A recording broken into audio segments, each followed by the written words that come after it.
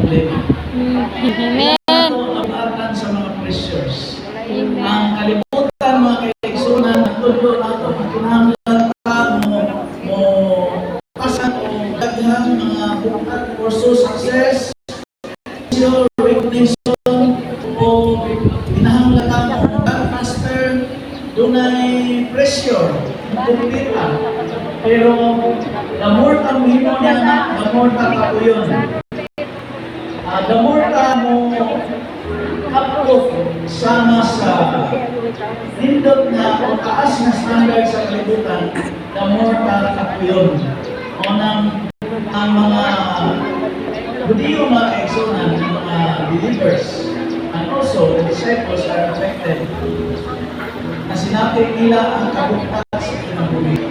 Nali sa iyong kasing-kasing dunay mga kabuktat na wala nakikita sa iyong pamilya, sa iyong higala, kabuktat sa mga problema, kabuktat sa mga pressures, o di kabuktat sa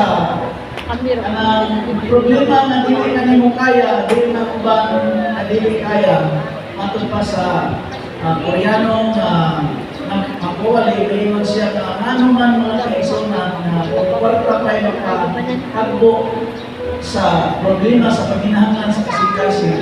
Manuman dito sa Korea, sa dunay bridge dito, daghan mang nagpakamatay.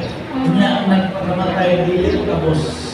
Nagpasabot na kwarta, wala na kagilang katagbawan, kundi si Jesus lamang. Amen. Nang nahanglan ka mo doon ni Jesus, respond sa